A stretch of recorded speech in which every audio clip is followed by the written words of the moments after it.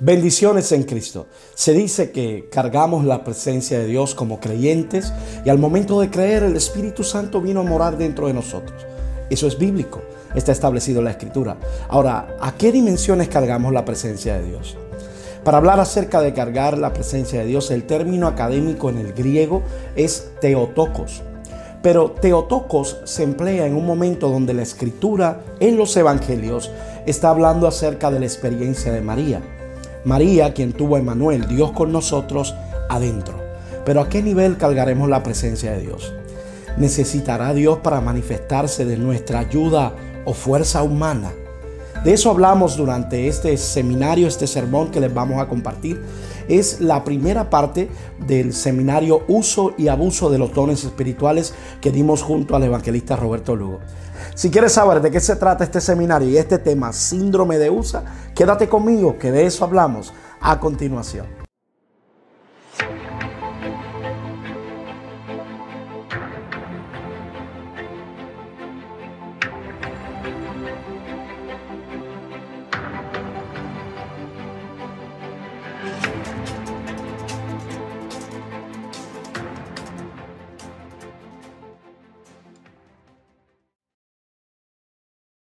Bueno, segunda de Samuel capítulo 6 verso 3. ¿Lo tenemos todos? Amén. Mire cómo lee lo escrito a la gloria de nuestro Dios. Lo escrito reza así. Así que pusieron el arca de Dios en una carreta nueva y la retiraron de la casa de Abinadab, que estaba en una colina. Usa y Ahio, hijos de Abinadab, guiaban la carreta que cargaba el arca de Dios. Ahio caminaba delante del arca. David y todo el pueblo de Israel celebraban ante el Señor, entonando canciones y tocando todo tipo de instrumentos musicales, liras, arpas, panderetas, castañuelas y címbalos. Y cuando llegaron al campo de trillar de Nacón, los bueyes tropezaron y Usa extendió la mano. Diga conmigo, extendió la mano para sujetar el arca de Dios. Entonces se encendió el enojo del Señor. Yo estoy leyendo de la Nueva Traducción Viviente. Sé que hay algunas frases que cambian. Se encendió el enojo del Señor contra Usa y Dios lo hirió de muerte debido a lo que hizo. Así fue como Usa murió allí mismo junto al arca de Dios. Entonces David se enojó porque la ira del Señor se había desatado contra Usa y llamó ese lugar Fares Usa o Pérez Usa, que significa desatarse contra Usa o el lugar donde Usa pereció. Nombre que conserva hasta el día de hoy. Ahora David tenía miedo del Señor y preguntó: ¿cómo podré regresar el arca del Señor para que esté bajo mi cuidado? Por lo tanto, David decidió no trasladar el arca del Señor a la ciudad de David, sino que la llevó a la casa de Obed-edom en Gat. El arca del Señor permaneció en la casa de Obed-edom por 3 meses y el Señor, diga conmigo, bendijo a Obed-edom y a los de su casa. Entonces le dijeron al rey David: el Señor ha bendecido a los de la casa de Obed-edom y a todos los que tiene a causa del arca de Dios. Luego David fue y llevó el arca de Dios de la casa de Obed-edom a la ciudad de David con gran celebración. Cuando los hombres que llevaban el arca del Señor dieron apenas 6 pasos, David sacrificó un toro y un ternero engordado. David danzó ante el Señor con toda su fuerza, vestido con una vestidura sacerdotal. Y David y todo el pueblo trasladaron el arca del Señor entre gritos de alegría y toque de cuernos y de carneros. Si usted va a Primera de Crónicas capítulo 13, nos dice que David, antes de volver a tratar de trasladar el arca, buscó las antiguas escrituras, o sea, la Torá. Y él dijo: para yo trasladar esta arca, primero tengo que meterme en las escrituras. Puede sentarse en la presencia del Señor. No sé si ya tenemos la presentación lista en la parte de arriba en el monitor. Gloria a Dios. El síndrome de USA. Cuando definimos lo que es USA, USA es fuerza. Significa fuerza literalmente.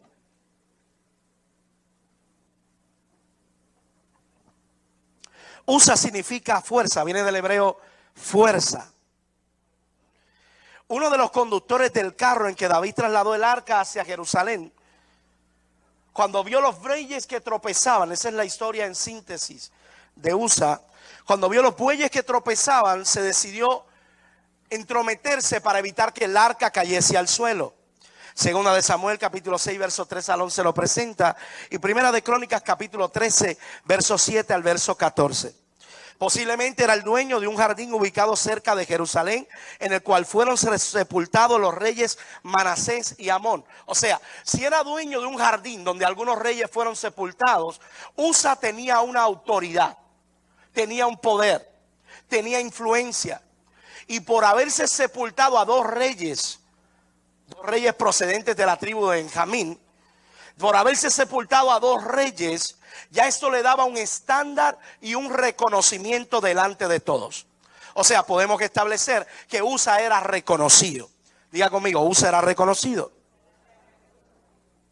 Él era descendiente de Benjamín, o sea, venía de la familia de Saúl también, era descendiente del mismo lugar de donde venía Saúl, y era antepasado común de los netineos, o servidores del templo, algunos de los cuales regresaban a Jerusalén con Zorobabel.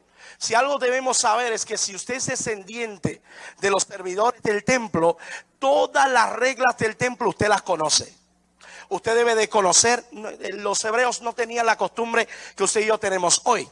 Por lo regular, nosotros comenzamos a enseñarle Biblia a nuestros hijos cuando ya aprendieron de Barney y de todo lo demás. Lo dejamos después de Barney. Cuando ya saben leer y escribir y pueden articular palabras, comenzamos a hablarle del conflicto de tener un encuentro con Dios. Pero nos encontramos con esta gran realidad, y es que los hijos de Israel, los hebreos, enseñaban las escrituras desde los 8 días de nacido.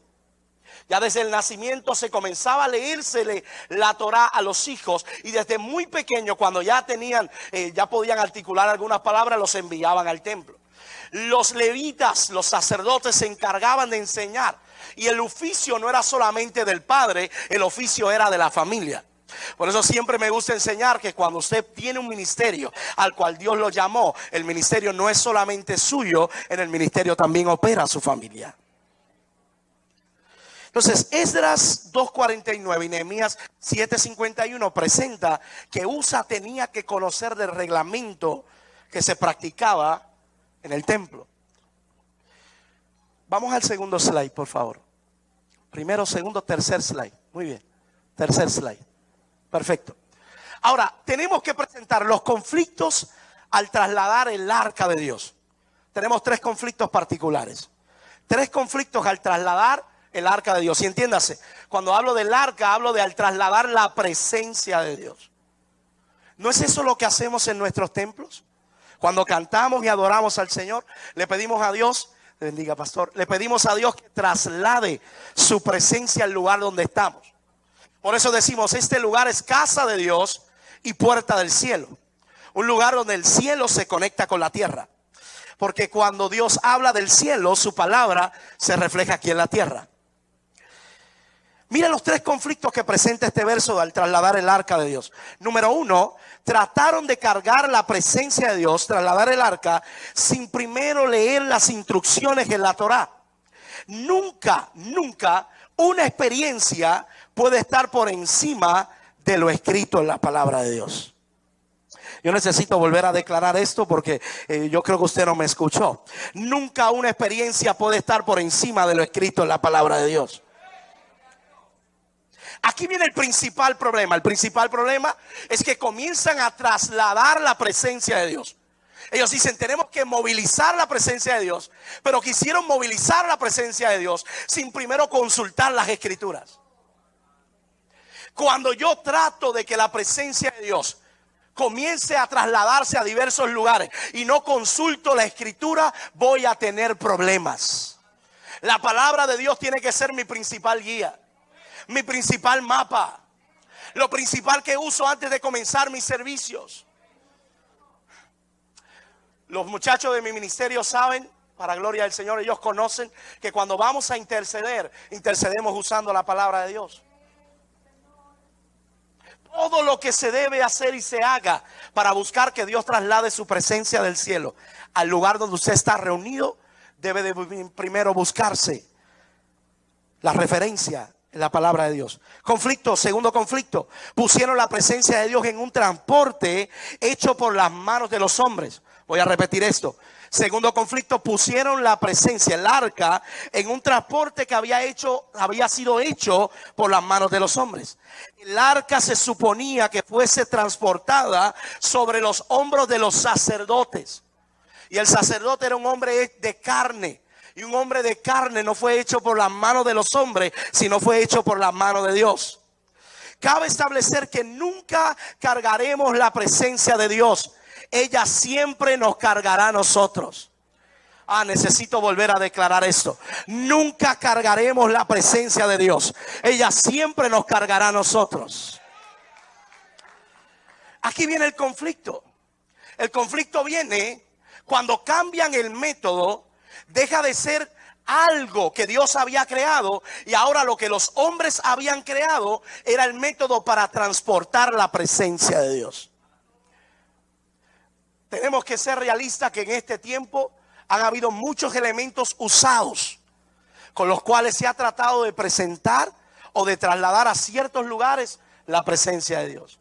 Y si algo puedo establecer en salvedad es que hoy no reunimos a todos estos hermanos aquí para traer críticas a nadie, ni a X o Y organización, ni mucho menos para lastimar a ningún ministerio. Al contrario, pero tenemos que ver que desde los 70, 60, 80 para acá, hubieron algunos instrumentos que usamos en muchas de nuestras actividades, congregaciones, que eran argumentos humanos, aunque buenos, pero no necesariamente era lo que Dios había presentado para nosotros en su santa y bendita palabra.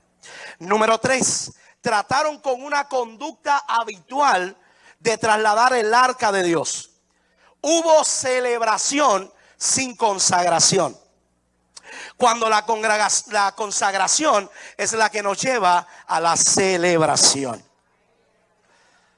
Aquí es donde está el problema. Comienzan a trasladar el arca y antes de entrar en un acto de consagración comenzaron a celebrar. Tenían danzores reunidos, tenían panderos, todo el mundo estaba celebrando, pero hubo un paso que se olvidó en el camino. Y era que antes de entrar en la celebración, primero tenía que haber una consagración. Yo quiero establecer esto ante ustedes. Hay un principio que jamás abandonaré, que lo aprendí cuando le entregué mi corazón al Señor. Y es antes de hacer cualquier cosa, primero consagrar mi vida a la presencia de... ¿Alguien lo cree conmigo? Yo todavía soy de los que creo que antes de usted dar un paso, primero tiene que orar. Yo todavía soy de los que creo que antes de usted tomar decisiones a lo que usted va a hacer en su hogar, en su lugar o en su casa de reunión, primero hay que orar y presentarse. O vamos, habrá alguien que diga amén conmigo a eso. Próximo slide, por favor. Ahora la pregunta es, ¿qué es un síndrome? ¿Qué es un síndrome? Expliquemos qué es un síndrome. Un síndrome es un conjunto de síntomas y signos que se presentan independientemente de una enfermedad. En medicina, un síndrome es un cuadro clínico o un conjunto sintomático que presenta alguna enfermedad con cierto significado y que por sus características posee cierta identidad. Es decir, un grupo significativo de síntomas y signos que ocurren en tiempo y forma y con variadas causas etiológicas. O sea, usted puede tener un síndrome y no necesariamente tener una enfermedad de muerte. Voy de nuevo. Usted puede tener un síndrome y no necesariamente tener una enfermedad de muerte. Hoy día usted conoce lo que se llama el síndrome Down. Usted conoce el síndrome Down por los rasgos, pero el síndrome Down no es una enfermedad de muerte. No es una enfermedad contagiosa. ¿Me doy a entender? Por eso se usa el término síndrome. Ahora, cuando me voy al término, cuando uso el nombre USA, si no es a los mismos rasgos o a la misma problemática que tuvo USA al momento de acercarse al arca de Dios. Aquí es donde viene el gran conflicto. Vamos a ver si es un síndrome de USA. Tienen que haber unos síntomas que USA tenía. Vamos al próximo. Muy bien, ese slide. Dentro de los síntomas que USA tenía, el número 1, la autodependencia. Toca al que está a tu lado y dile, no hagas nada sin depender de Dios.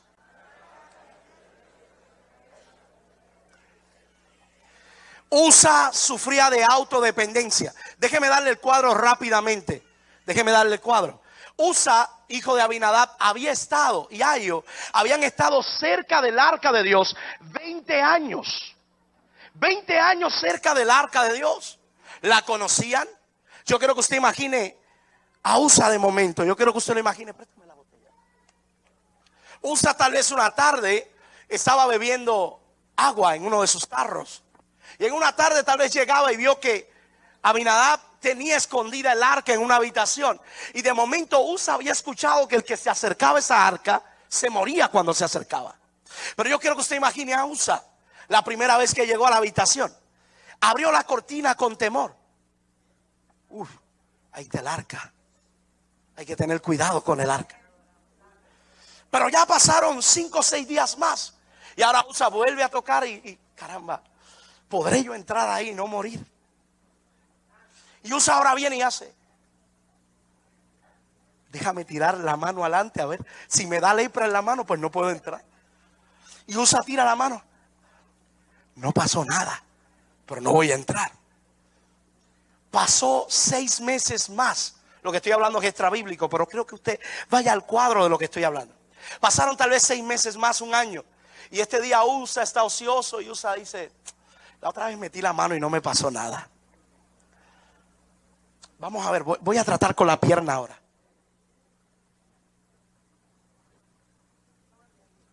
Estoy vivo todavía. Usa sale, pero todavía no voy a entrar. Nuevamente vuelve a entrar y ahora dice, voy a entrar completo y voy a salir rápido. Mueve la cortina un poco. Estoy vivo. Pasan 2 años y ahora Usa abre la cortina completa y empieza a caminar en el lugar donde estaba el arca. No es verdad lo que decían, no me he muerto. Estoy vivo. Ya ahora Usa entra 3 años después, entra como si fuera Juan por su casa. Ahora Usa está trabajando y de momento está sudando. Y el arca está ahí y dice, voy a tratar de tocarla, ¿ves? No me morí. Ahora, tanto tiempo que Usa ha entrado ahí, Usa comienza ahora a tomar su agua dentro del lugar donde estaba el arca. Y tal vez venía con su cacharro. Y ahora Usa está así todo sudado. Estoy cansado y estaba el arca.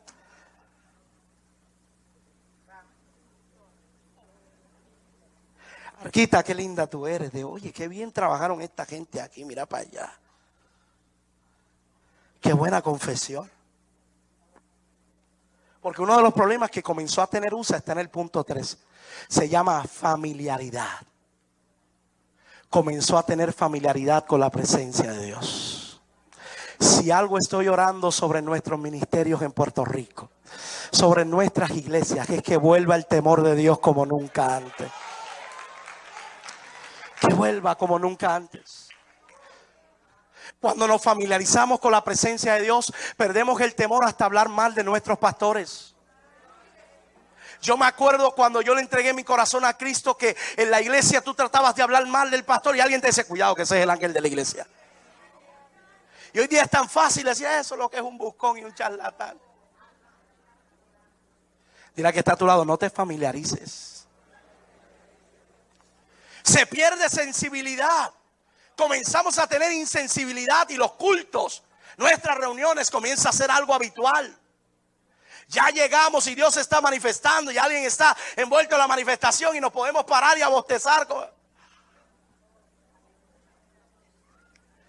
El problema es que hemos estado tanto tiempo cerca del arca que comenzamos a tener familiaridad con ella. Uno de los síntomas que Usa tenía era el deseo de reconocimiento. Yo le garantizo que cuando Usa se acercó para tratar de levantar el arca, Usa estaba pensando, me van a recordar como aquel que evitó que el arca, que la presencia de Dios se cayera al suelo. Pero yo quiero establecer algo ante ustedes hoy. Hay ocasiones en nuestra vida que es mejor dejar caer la presencia de Dios, porque cuando ella cae, siempre Dios se va a encargar de levantarla en público. Me voy a dar a entender, voy a aterrizar el concepto de lo que estoy hablando. Otro de los síntomas de Usa, la atracción al sensacionalismo. Uno de los grandes problemas. Mire, todos nosotros hemos tenido modelos. Yo quiero decir, todos nosotros cuando comenzamos a imitar a alguien. Algunos de ustedes imitaron a su pastor. Y su pastor era los que decía mucho, alaba, alaba, alaba. Cuando usted hablaba decía, alaba, alaba, alaba. Si su pastor era de los que decía, sonríe que Cristo te ama, usted empezó a decir, sonríe que Cristo te ama. Otro le gustaba imitar a Gille con el puñito. Cristo viene. Y hacían el grito y todo. Tuvimos diversos modelos. No está mal que usted tenga modelos, pero luego llegará el momento que Dios le dará su propia identidad. En el tiempo donde comencé en el evangelismo, los modelos que teníamos era de sensacionalismo, muchos de ellos. Le explico en qué sentido voy. El problema de Usa era que él sabía que cuando él se viera como el héroe de la escena, iba a crear una sensación en todos que eso le iba a dar un estandarte mayor. Todos iban a decir, he aquí el hombre de fuerza, el que con su propia mano levantó la presencia de Dios. El que evitó que la presencia de Dios cayera al suelo. Hay momentos en nuestra vida que comenzamos a tener las mismas características de Usa cuando tratamos de manipular la presencia de Dios en los lugares. ¿Le oyen cómo yo puedo manipular esto? La presencia de Dios nadie la puede manipular. El problema es que cuando estamos cerca del arca, pensamos que tenemos dominio sobre el arca. Ahí viene el conflicto. Le voy a dar un cuadro para que usted comprenda a dónde voy dirigido. Hace unos años atrás, yo lo podía invitar a un parque, a un evento mío. Y en el parque yo preparaba algo. Y yo decía, bueno, yo sé que cuando yo haga esto, la gente va a reaccionar de esta forma. Un ejemplo trivial. Yo digo, bueno, cuando yo agarre una sábana blanca y yo empiece a tirarla al aire, le voy a decir a la gente, hay ángeles paseándose en el lugar. Entonces, usted hace la pregunta, ¿los que están allí están sintiendo realmente la presencia de Dios o ese emocionalismo? Escuche algo muy real. Bueno, aquí convocamos a gente madura, ¿verdad? La gran realidad es que la gente que está en el auditorio están teniendo una experiencia real, pero lo que los está motivando no es real. Vea lo que voy. Wow, y tengo poco tiempo para compartir esto. Vea dónde voy. Jesús le habló a la mujer samaritana y le dijo, ustedes no saben adorar, porque ustedes conocen de la adoración en los montes. ¿Sabe lo que le estaba diciendo? Le estaba diciendo, ustedes son adoradores que adoran por algo, un objeto que los manipula emocionalmente. Ven el monte y el monte los motiva a adorar. Porque ellos recordaban, los samaritanos, que en el monte hubieron experiencias sin iguales. Por eso usted ve que en nuestra propia liturgia por año, cuando usted iba a orar, usted decía, es que no me siento igual si no subo al monte. ¿Usted sabe por qué pasó esto en su mente? Porque hubieron testimonio tras testimonio de gente diciéndole, estuve en el monte y allá vi unas sandalias caminando. Estuve en el monte y algo sucedió. Mire, la oración en el monte es buena. Yo todavía voy al monte. No estoy criticando nada de eso. Pero eso genera una expectativa. Y ya usted le genera, ya usted no quiere orar a solas si no está en ese lugar. Eso es lo que sucedía. Veníamos en el evento, le tirábamos las sábanas. Todo el mundo estaba, gloria a Dios, aleluya. Y aunque fue un evento ficticio lo que hice, su adoración fue verdadera. Y lo que Dios estaba desatando para usted lo produjo su adoración. Aunque lo que yo estaba usando era un arbucio para manipularle. ¿Qué busco manipular? Le doy otro ejemplo. Recuerdo en el año 97, estuve en un evento en un parque. Y en el parque agarraron y abrieron unas palomas y lanzaron las palomas en el parque. Cuando las palomas, un ruido así más o menos, cuando las palomas salieron, todo el mundo se revolucionó porque era en un momento alto. Todo el mundo empezó a gritar, a adorar con fuerza y la adoración era genuina. Pero ¿sabe qué pasó con las palomas? Se estrellaron con la verja del parque. Cuando las palomas se estrellaron, que cayeron al frente en el parque, yo vi que la que estaba con el moño así hizo. El que estaba brincando hizo. Entonces, cabe la pregunta: ¿estaremos usando la fuerza de hombre para provocar algo que no necesita que yo lo cargue? Mire, hay unos principios bíblicos que no los podemos abandonar. Y vuelvo a repetirle, yo no estoy criticando ningún programa. Si en su iglesia tienen programas innovadores muy buenos, no, para nada, no entienda eso. Estoy hablando de que en este tiempo la manipulación está muy presente y tenemos que estar al pendiente de ella. El sensacionalismo trata de arrastrar a nuestros ministros, a nuestros aspirantes al ministerio. Su ministerio no es efectivo por cuántas masas usted arrastre. Su ministerio es efectivo porque usted hace la voluntad de Dios. Su ministerio no es efectivo porque la iglesia esté llena. Su ministerio es efectivo porque usted hace la voluntad de Dios.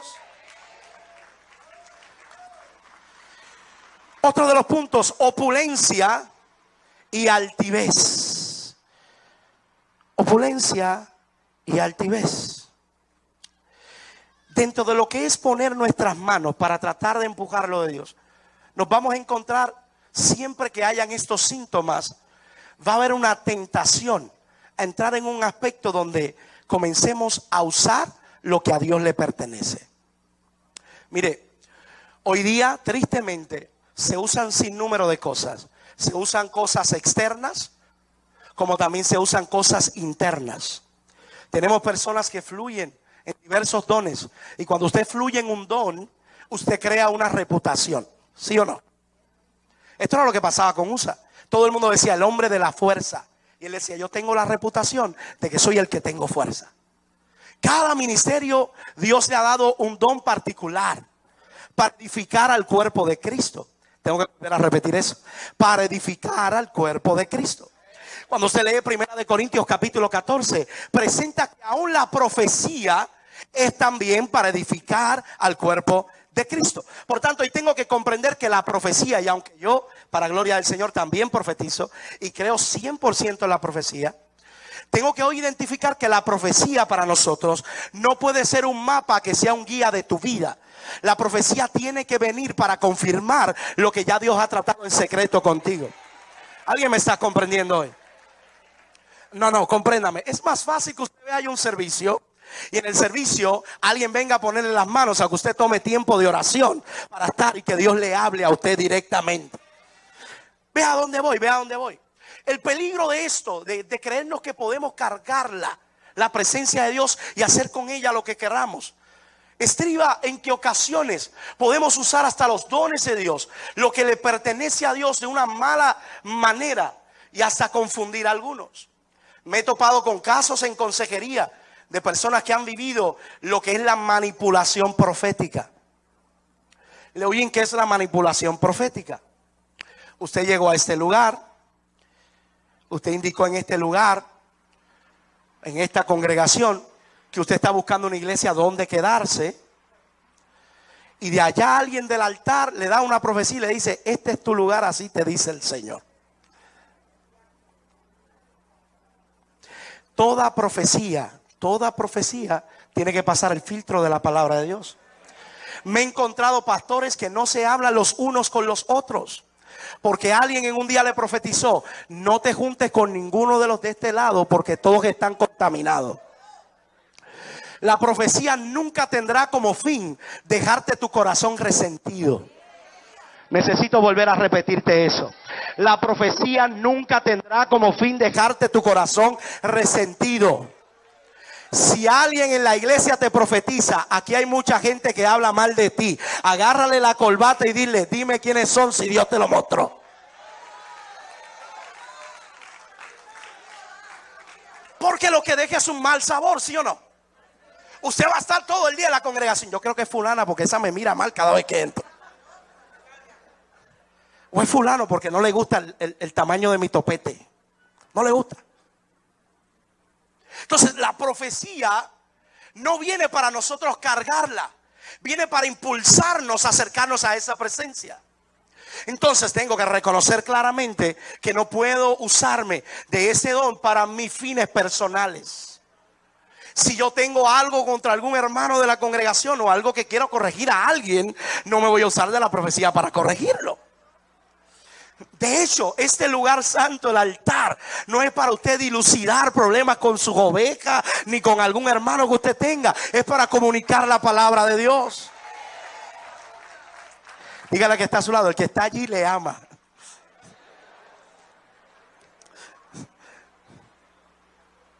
Tenemos que ser reales. El sensacionalismo atrae. Atrae que yo haga un espectáculo, atrae. Todo esto atrae. Es muy bonito. Pero la presencia de Dios no necesita esto. La presencia de Dios necesita corazones que no sean autosuficientes, sino teodependientes, dependientes de Él. Ahí viene el gran problema. Cuando tenemos familiaridad con el don, pensamos que el don tiene que sujetarse a nosotros. Pensamos que el don tiene que hacer lo que nosotros queremos. Fue el problema de Usa. Vio la presencia de Dios caerse y fue con sus fuerzas a tratar de levantarla. Había algo que Dios le estaba diciendo a todos. Mi presencia no necesita levantarse. Ella se mantiene en alturas. Vea esto. ¿Cómo nos vemos con nuestra fuerza tratando de levantar la presencia de Dios? Usted nunca ha escuchado a alguien decirle: este culto está como apagadito, cántate un coro para que se encienda esto. Nunca lo he escuchado. Entonces, la presencia de Dios necesita que yo le ponga un coro a 30 millas por hora para que se motive a manifestarse. Mira, antes de entregarle al predicador, cántale ahí algo para dejarle el ambiente preparado.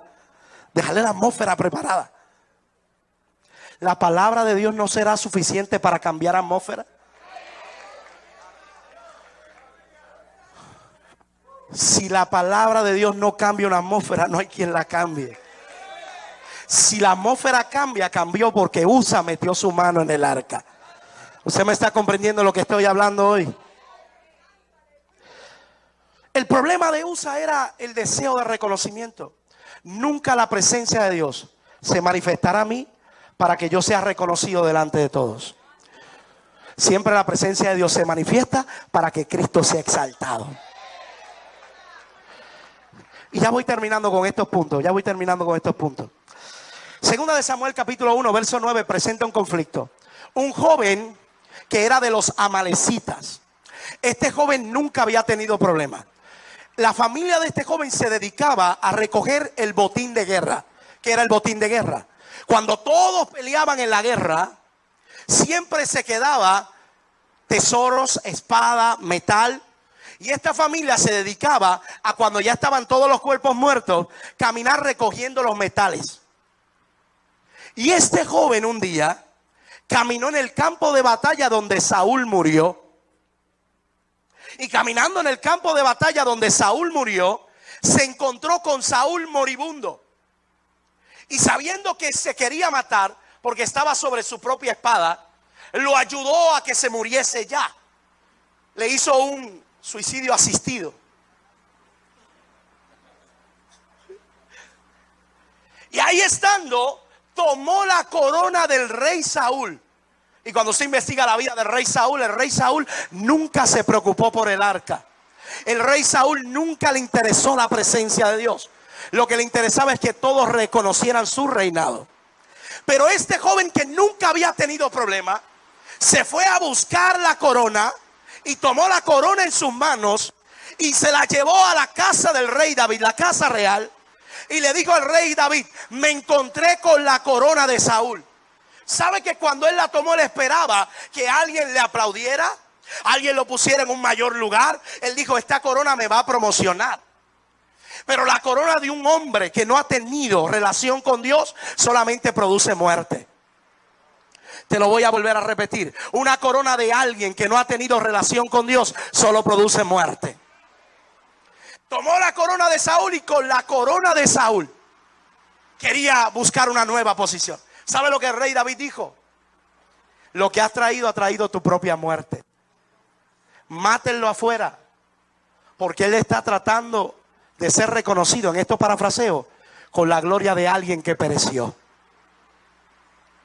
Nos encontramos con este mismo problema cuando tomamos coronas en nuestra vida y pensamos que esa presencia de Dios que ha sido solamente separada para la edificación del pueblo de Cristo, para la edificación de los hijos de Dios, servirá como un boleto para darme reconocimiento.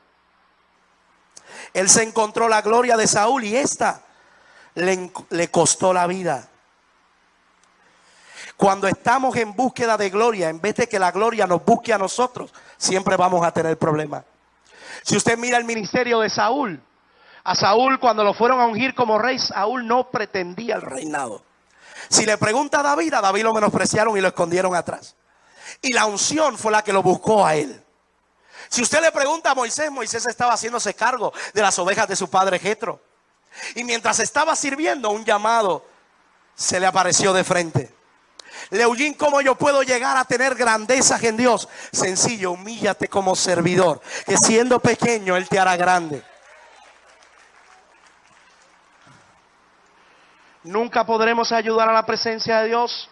A veces la presencia de Dios tocando el piso, aparecerá alguien que se preguntará, ¿cuál es la forma correcta de cargarla? Es necesario que en ocasiones nos veamos monótonos dentro del servicio, porque va a despertar que alguien se pregunte, vamos a investigar en las antiguas escrituras, ¿cómo es que realmente se carga la presencia de Dios? ¿Cómo es que realmente vamos a ver a Dios manifiesto en nuestros templos? ¿Cómo es que realmente vamos a hablar y a gritar un avivamiento en nuestra tierra? Vamos a investigar en su palabra cómo realmente vamos a despertar lo sobrenatural de Dios en nuestras vidas. Vamos a investigar en su palabra cómo volverá un avivamiento como nunca antes ha sido visto sobre nuestro Puerto Rico. Vamos a la palabra de Dios. Cuando hablamos de manipulación, tenemos que pensar que es el momento donde tus emociones y tus sentidos son seducidos parcialmente y la experiencia que tienes parece real, pero no lo es. Yo busqué y tengo aquí 6 escritos, 6 señales que advierten que hay abuso espiritual. Cuando usamos nuestra fuerza para sujetar y llevar a otros a lo que nosotros queremos, estamos cayendo en el síndrome de USA y tenemos abuso espiritual. J. Lee Grady, gran amigo de mi amigo Rafael Sakur, escribió esto en la revista Charisma y luego lo compartió en Facebook. Muy interesante y yo quiero compartirlo con ustedes para finalizar. 6 señales que advierten que hay abuso espiritual. 6 señales que advierten que hay abuso espiritual. Vamos al próximo slide. Muy bien. Un estilo de liderazgo autoritario. Un estilo de liderazgo autoritario. Si usted como líder lo primero que tiene que reconocer es que usted no es jefe. El jefe es el que impone. El líder motiva. Entonces, si la motivación de sus líderes para servirle al Señor es que usted estuvo media hora metiéndole miedo en los servicios, usted no tiene gente que ame a Dios con libertad. No, es que si no vienes este domingo al servicio, no pusiste a Dios primero. ¿Qué es eso de irte al parque con tus hijos este domingo? Si no vienes este domingo, no pusiste a Dios primero y si Cristo viene te quedas allí en el parque. Abuso espiritual. Un estilo de liderazgo autoritario. Amados pastores que estamos aquí con mucho cariño, Dios nos ha entregado ovejas, nos ha entregado hijos espirituales. Pero esos hijos espirituales que nos ha entregado no son de nosotros, los que estamos administrando. A veces tenemos tristeza porque alguien se va que estuvo dentro de la casa. Pero algo aprendí. El pastor de los pastores, Jesús, el príncipe de los pastores, dijo: mis ovejas oyen mi voz y me siguen. Si alguien no escucha tu voz y no te sigue, no es tu oveja. No es tu oveja. Entonces, yo no me puedo usar de este tipo de manipulación espiritual. Si alguien en mi iglesia sirve, si alguien en mi ministerio sirve, sirve porque ha aprendido a amar a Dios. Porque sabe la recompensa que hay en el cielo. Dios llama a líderes de la iglesia a ser siervos de corazón tierno y compasivos. El apóstol Pablo dijo a los corintios: no que nos enseñoremos de nuestra fe, sino que colaboramos con ustedes para vuestro gozo. Próximo slide. Segunda señal. Un ambiente reservado. La palabra oculto en realidad significa secreto. Y el secreto es siempre un sello distintivo de una iglesia espiritualmente abusiva. Si en su iglesia no le dejan compartir con nadie, la Biblia nos llama a que podamos compartir con nuestros hermanos de comunión en la fe. ¿Sabía usted que en el cielo no va a haber parcelas? ¿Sabía usted que en el cielo no van a haber ranchitos? ¿Sabía usted que en el cielo no van a haber cintas divisorias? Dile al que está a tu lado: tú vas a estar conmigo en el cielo.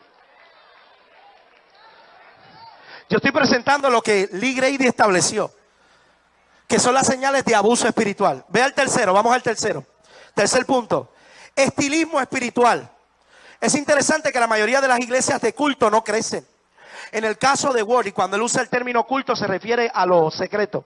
En el caso de Word of Life Christian Center en Nueva York, había quedado reducido a 20 miembros muy leales, pero en un entorno espiritual tóxico. A los miembros se les dice que son los elegidos o los boinas verdes, que son espiritualmente superiores a los demás, que las iglesias espiritualmente, las iglesias espiritualmente abusivas a menudo golpean otras denominaciones, insistiendo en que sus doctrinas son mejores. Esto se convierte en el ambiente perfecto para las enseñanzas extrañas. Yo quiero que usted sepa que Jim Jones en Guyana, una de las cosas que le decía a sus miembros era que ellos eran exclusivos y que nadie tenía la verdad alrededor, solamente ellos.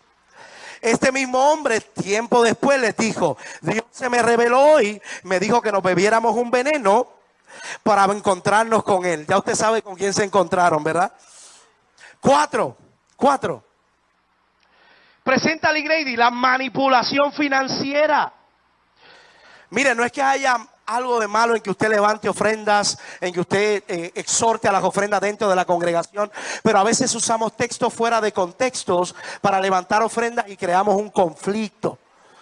En una hermosa congregación que respeto, pero tristemente se usó el texto con este conflicto.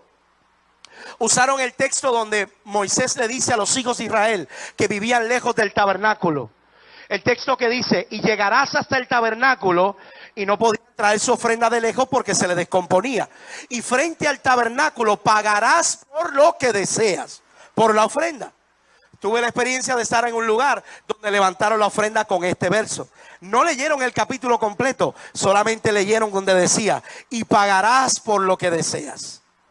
Ya usted sabe el conflicto que se creó.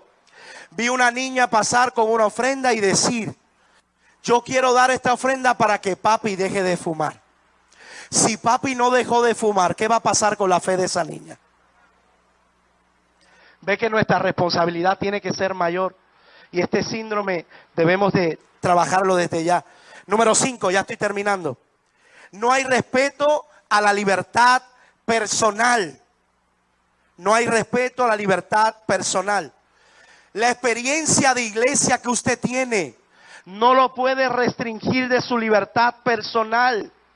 Voy a repetir esto nuevamente. La experiencia de iglesia que usted tiene no lo puede restringir de su libertad personal. ¿Qué yo quiero decir con esto? Mire, tenemos el conflicto de muchos de nuestros ministerios, años 60, 70, que eran grandes predicadores, grandes evangelistas, pero malos padres. Tenemos hijos resentidos que dicen: qué bueno que mi papá alcanzó al mundo, qué bueno que miles recibieron a Cristo y miles también fueron sanados, pero qué triste que papá nunca estuvo conmigo en un parque. Mi papá vio cientos de vidas convertirse, pero nunca me vio en un parque dar un jonrón en el parque de pelota. Mire, mis amados hermanos, y esto lo digo con amor, respeto y deferencia, yo exhorto a las congregaciones que están aquí presentes: no limite en estas áreas a cada familia de tener su propia experiencia. Hubo un discurso proliferado, y ya lo mencioné antes, que era invitar siempre, Dios es primero y Dios es primero, nunca dejará de serlo. Pero cuando usted investiga, su experiencia de oración no solamente se restringe a usted adorar dentro del templo. Cuando usted es buen mayordomo y sacerdote de su familia, usted está adorando. Porque usted le está diciendo a Dios, yo me estoy haciendo cargo del primer ministerio que tú me diste. 6, ya estoy terminando. 6, super espiritualidad. Esto lo presenta Lee Grady. Super espiritualidad es el momento donde la cabeza pone a todos por debajo. Mire, este concepto que hoy día se está enseñando de la paternidad espiritual es un concepto hermoso. Pero es hermoso hasta el punto donde haya manipulación en ella. La paternidad espiritual no es que usted le va a esconder las sinvergüenzuras de algún ministro. Yo trabajo con paternidad espiritual con mis líderes dentro del ministerio. Y trabajo desde un aspecto sano, de que los cuido como si fueran mis hijos. Pero si en algún momento yo estoy haciendo algo que no les soy de buen ejemplo, que me tiren al medio. ¿Usted me está entendiendo de lo que estoy hablando? Paternidad espiritual no es que usted va a dar oportunidad a que usted va a ser discreto con cosas que no se debe ser discreto. Paternidad espiritual no es que usted va a poner a una persona por encima de Dios. La paternidad espiritual tiene que trabajarse desde el corazón. El corazón del padre y el corazón del hijo. Y para haber un corazón de padre tiene que haber un corazón de hijo. Super espiritualidad es ponerme por encima de todos. Y que mi palabra es la última autoridad y nadie puede opinar nada. Si usted ve esto, Lee Grady establece esto es un síntoma de un síndrome de abuso espiritual. Próximo slide, ya termino. ¿Cómo podemos evitar que incidentes parecidos a este vuelvan a ocurrir? Lee Grady presenta. Debemos reconocer las señales de advertencia de abuso espiritual y estar dispuestos a enfrentar las prácticas de liderazgo poco saludables antes de que se produzca una tragedia. Las preguntas reflexivas que yo quiero entregarles hoy para ir terminando. ¿Cuál es mi motivación para mis actividades y mis servicios? ¿Qué motivación tengo cuando voy a hacer un evento, una actividad, algún culto especial? ¿Cuál es mi motivación? ¿Será que Cristo sea exaltado? ¿Será que las almas vengan a los pies de Cristo? Número 2, ¿me siento mayor que otros cuando Dios me usa? Número 3, ¿quiero que mi legado sea recordado o el legado de la gran comisión? 4, ¿me frustro cuando no veo reacciones a mis obras eclesiales? 5, ¿qué espero para sentir que he cumplido mi propósito? ¿Qué espero ver para sentir que he cumplido mi propósito? 6, ¿la oración es mi primera estrategia o es mi último recurso? Estas palabras se las dejo en su corazón. Nunca cargaremos la presencia de Dios como si tuviéramos control de ella. Siempre la presencia nos cargará a nosotros. Un ministro al que has mirado toda mi vida me dijo en una ocasión, Leugín, el día que siempre que a Dios le funcione a través de ti, estás en el camino correcto. El día que te funcione a ti, estás mal. Siempre le funciona a Dios a través de nosotros. Ahí le dejé los datos bibliográficos de donde sacamos gran parte de todo lo discutido. Tome las notas que usted quiera y pueda adquirir estos libros y estos datos bibliográficos que aquí le dejamos. Amén. Dios les continúe bendiciendo. ¿Alguna vez te has sentido frustrado porque sientes que no le dedicas el tiempo a Dios que quisieras? ¿Has sentido que el cansancio y el desánimo te roban los deseos de orar y tu vida espiritual ha envejecido? Pareciese imposible mantener una relación con Dios estable. Pareciese ser un secreto codificado y que solo algunos privilegiados han podido hallar aquello que atrae el corazón de Dios. Quiero decirte que es posible tener una relación estable con el Espíritu Santo. En Código de Intimidad con el Espíritu Santo aprenderá cómo hacer crecer tu tiempo de oración, cómo vencer el desánimo y el envejecimiento espiritual, estrategias para recuperar la devoción en tu vida espiritual, principios para tener una vida de oración estable. Código de Intimidad con el Espíritu Santo. Adquiéralo llamando al 787-920-5134 o escribiendo a leuginministries@yahoo.com.